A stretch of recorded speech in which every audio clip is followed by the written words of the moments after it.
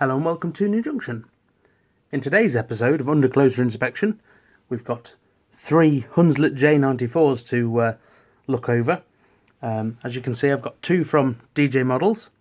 I've got the Wilbert and I've got the Merchant Navvies livery by Hattons and a Hornby London Midland. Let's get them unboxed. Now I'll start with the Hornby box, which obviously comes in its older packaging. It's relatively no frills, but if it keeps the price down, no problem with that at all.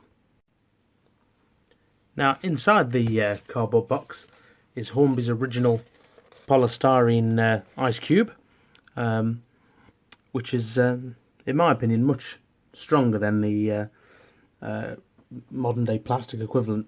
Why they stopped doing it, I'm not sure. Maybe they use too much plastic. Who knows? But as you can see, protects the logo very nicely. What I'm going to do is open the DJ Models logos for you before we get to comparing the models. Now when you get the DJ Models version, which is much newer, straight away it's a much better quality box. Whether it offers any more protection to the logo inside, I'm not sure, but the box itself is extremely solid. Now to open them, it's much easier to do on camera. I'll put that to one side, and you can see inside a foam block comes the logo. Whether that's as sturdy as the polystyrene, but I'm sure it'll take a few of the knocks if it gets any on shipping. Now before we continue, both models came with this card in the top of the box. Now as you can see, to quote them, it says, "Setting higher standards in model railway locomotive design. This model has been examined, tested and approved before dispatch by David Jones." Now that's a very important step, and I'll mention why in a bit. And here they are in all their glory, out of the box. Now as you can see, the London Midland, which comes in a lovely blue, is a slightly older tooling. They almost look like they probably were originally from the same tooling, just slightly revamped. There are a few changes, and I'm going to hopefully go through those comparisons with you now, and I suppose it's up to you to see whether it's worth the difference in cost. So, as a side profile from the front of the two logos, bearing in mind this is the Hornby one and this is the DJ Models one, not much is different, and to be honest, from a layout standpoint you probably wouldn't notice any difference at all. In fact though, as you can see under here, the body on the DJ Models one has been carved out. There's also more detail with the rodding put in. The wheel sets on the DJ Models unit is slightly more detailed. The mould's obviously been made better. But other than that, I mean, the sides, the logos, I'd actually say that the Hornby one in this livery is finer than the Navvies livery on this one. That could just be the colouring, however. Now from the front of the logos, you can tell which one's the Hornby one because it comes with a standard coupling, whereas as you'd imagine the newer tooling comes with a NEM pocket as standard.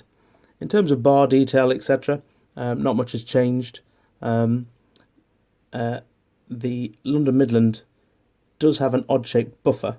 They are both sprung buffers, but this one's bent back on itself almost, whereas the DJ Models version are flat and more stereotypical. These locos are both DCC fitted. I believe they come DCC ready as standard. The Hornby model, you unscrew the base and you lift the body off, which I think is easier, and the connections are better than the DJ Models version.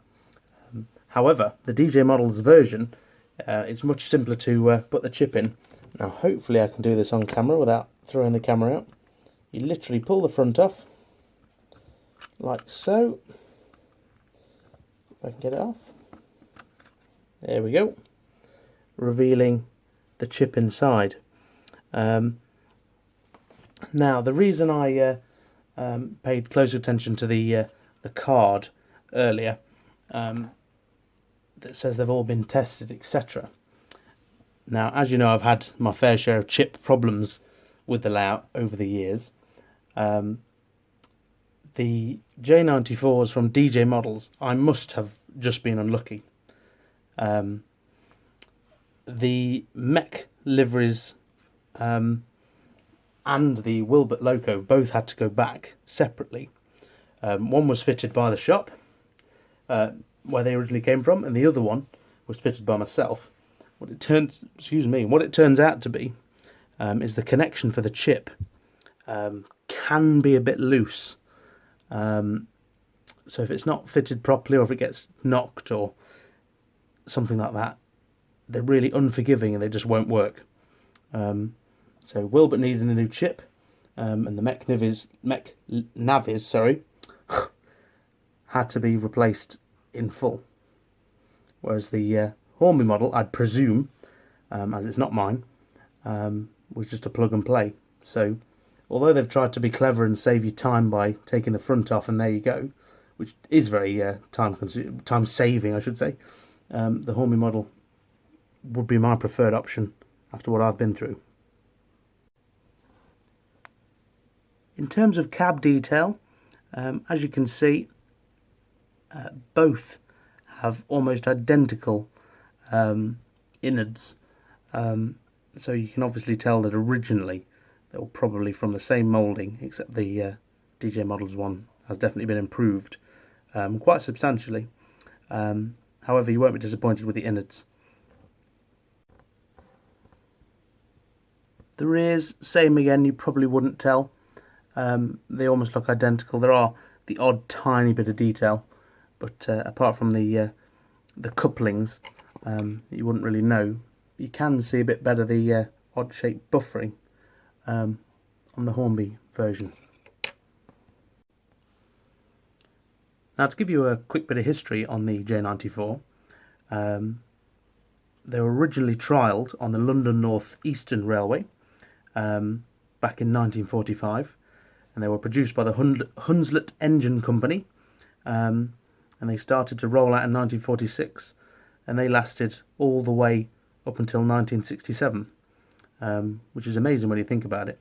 These engines were used and abused, and if you look at archive footage of them, a lot of them became pit ponies, doing all the dirty work in sort of dirty areas of the railway.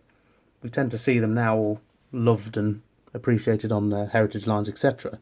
But back in the day, these really were used and abused.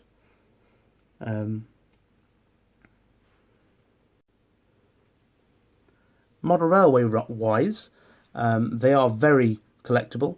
There's lots of liveries out there. They keep producing them, keep throwing them out. Price wise, the Hornby version range between £60 and £80 I've seen, whereas the DJ Models version is around £99 at the time of filming.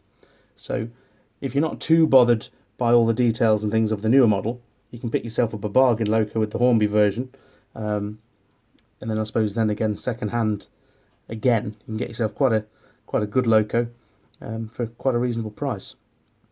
Due to all the liveries, they're very collectible. I'm not sure whether you could fit sound to them. They are a bit small, but I've seen smaller locos with sound, particularly things like the Peckett. But no, very nice locos. Now, before I get them running on the layout, I just want to take this moment to thank Alex, who was very kind enough to send me his London Midland J94 just for this video, believe it or not. So thank you very much, Alex. As I'm sure the rest of you have noticed, New Junction has a new logo. This takes after the new London North Eastern Railways logo. Let me know what you think in the comments below. But otherwise I'll let you go and I'll let you watch these three running around my layout. So, thank you as ever, guys. Take care now. Bye.